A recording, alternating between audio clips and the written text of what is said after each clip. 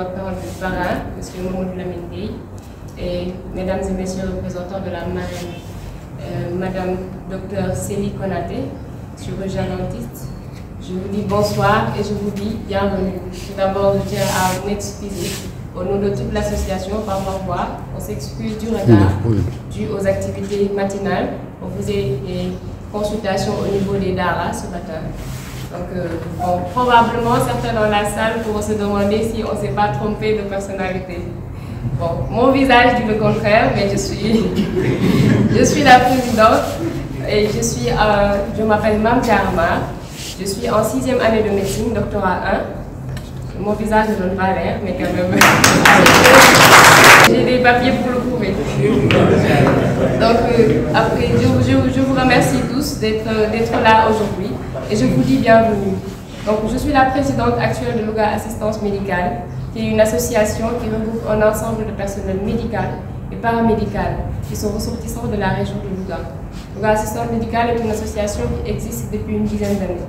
Mais depuis 4 ans, on organise des activités traditionnelles, c'est-à-dire des journées de consultation gratuites, accompagnées de dons de médicaments, d'activités pédagogiques pour notre personnel de santé, afin d'aiguiser la connaissance, afin de renforcer nos connaissances en la matière. Donc cette année-ci, on en est à la 4e édition, qui est 96 heures, avec 3 jours de consultation gratuite au niveau de Cap d'Ara. Et demain aussi, on nous fera une consultation au niveau du garrot de Serine Ali Diop.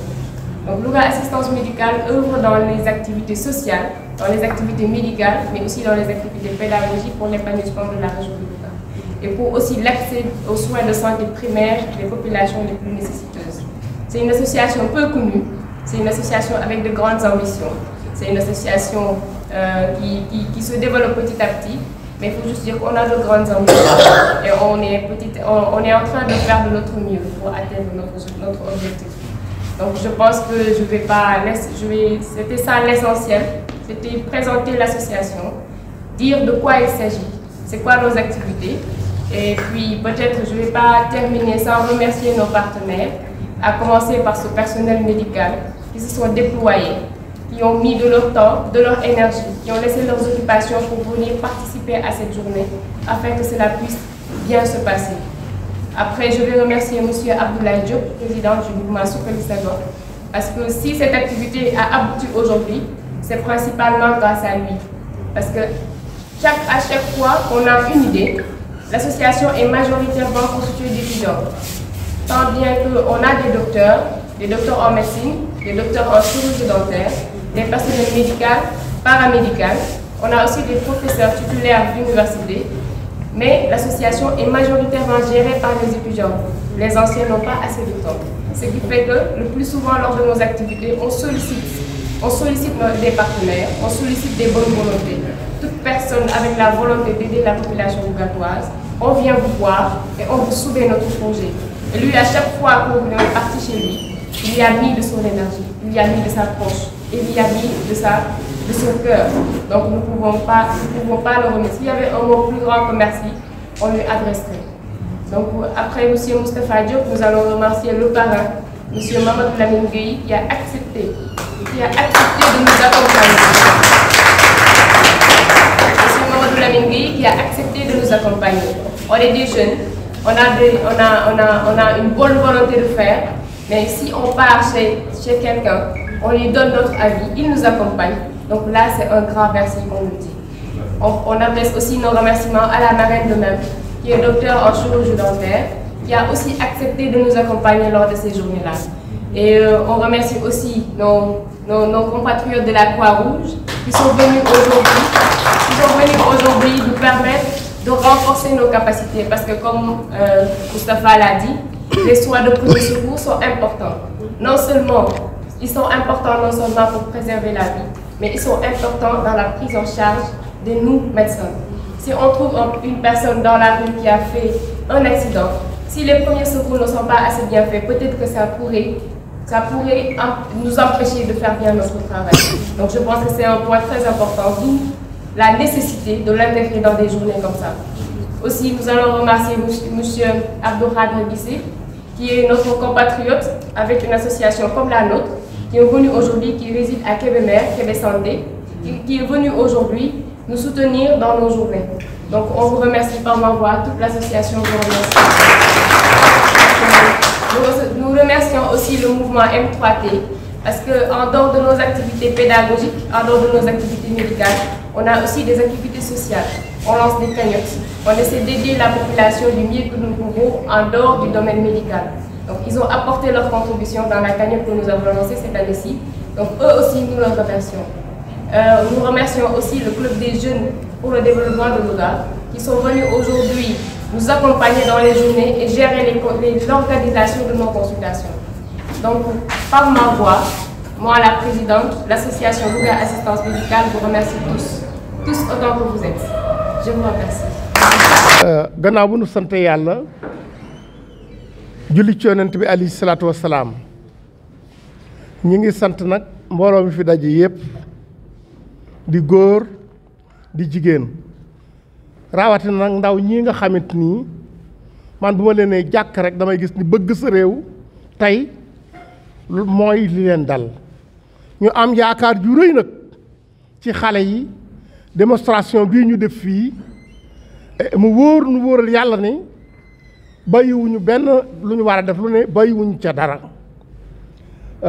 gannaaw bu nu sante yàlla di sant seen présidente bii nga xamante nii mooy Soxna Jaara Maar muy xool nit ñu baax ñi ci dëkk bi ci Louga ci Sénégal ci Njaambur choisir président Mouhamadou Lamine Gueye mouvement askanu Sénégal wépp la wax nag mooy li nga xamante mooy li ko soxal boole ñu ak ay kilifa nag El Hadj Mbaalo Faye mi ngi nii toog ak El Hadj Mbaye Cissé Mbuub ak rakkam Baye Modou loolu mbaalu dana ci del si waaye Soda waa Soda ak Omar Gueye ak Omar Diak ak Baye Serigne Gueye ak Loo Faye mais ca gannaaw itam boole woon ñu ak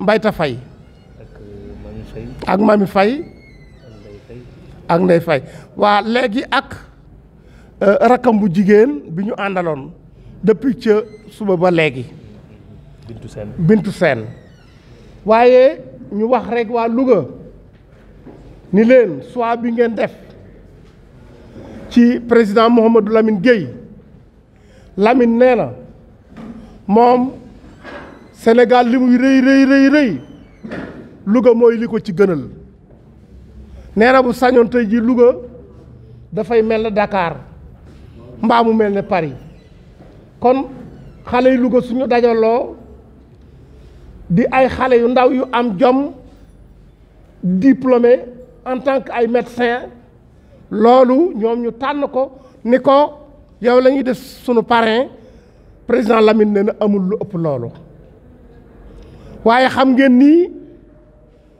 homme politique bu mën a doon bu ne léeg-léeg da ngay am lu lay dab président Lamine moo bëggoon a ñëwal boppam man mii di wax ak yéen El Hadj Ahmed Diop laa tudd bokk ci njabootu kër maam Cheikh Madel Kabir Mbaye kon Louga laa dëkk ndax bu ñu nee Njaambur rek xel yëpp dem ci maam Cheikh Mbaye yàlla na yàlla fayal nu ko waaye ba ma président Lamine woowee ma nekk Dakar daf ni ma mënuloo bañ a ñëw ma ne ko incha allah bu neexee yàlla dinaa ñëw booba président Lamine jàppoon na ni nun ak moom ñooy ànd waaye bi ma ñibbi seet nekk Warak ma tëdd ba xaaju guddi la ma président woo ci guddi gi ni ma moom kat dafa mel ne président Ousmane Sonko ci boppam moom moo leen soxla muy leader conférence des leaders ñi ci bokk ñëpp mu war a dem Dakar mu wax ni waaye yéen ñi nga xamante nii yéen laa àndal ci mouvement AMS su ma fi nekkul yéen a fiy nekk su ma fi nekkee damay ànd ak yéen kon da ngeen may doy sëkk ci ngeen dem ci sama bokki bopp yi ma tànnal seen bopp te di leen xamal ni mu ngi seen gannaaw tey ak ëllëg nag nee na ku mën a doon mën naa arrière mën ngeen koo wax li ngeen bëgg yéen mu deltu gannaaw mais président Lamine nee na ma mënul lool sañu ko. kon soxna Jaara sànq dama dégg rek nga wax ni nit ñi xooluñu addaayoo ci doomu aadama nit ñi xooluñu taar ci xam-xam nit ñi xooluñu lenn ci xam-xam lu dul li nga xamit ni yàlla barkeeleel na ko li la yàlla jagleel mooy xam-xam boo nga xamit nii tey jii nun ñi ñëpp tey jii bu suñ xel yëpp wala dafa wax ni bu jaan màttee xel yëpp dañuy dem ci dee bu boobaa borom xam-xam la ñuy soxlawuñu borom doole kon yow nu mënuñu laa xeeb kon yàlla na yàlla barkeel la nit ñi ci seen jëme bopp nit ñi fu ñu leen di xàmmee rek ci xam-xam ak njàmbaar kenn woowu fi kat waa kër Double Less kenn woowu fi waa kër Yékini dañu woo rek boroom xam-xam yi ngeen tànn nag yéen jumaa yi ngeen tànn daaray alxuraan yi ngeen tànn bisi diine yi ba wax ni incha allah bu neexee yàlla ak yonent bi bu subaa da ngeen dem ca kër alxaaji Mujib Jóob fekk fa doomam ju tedd ja muy sëriñ Alioune Diop ngeen def fa ay doom loolu nun mënuñu ko xeeb président Lamine daal nee na moom bu ngeen ko santee benn mi ngi leen di sant fukk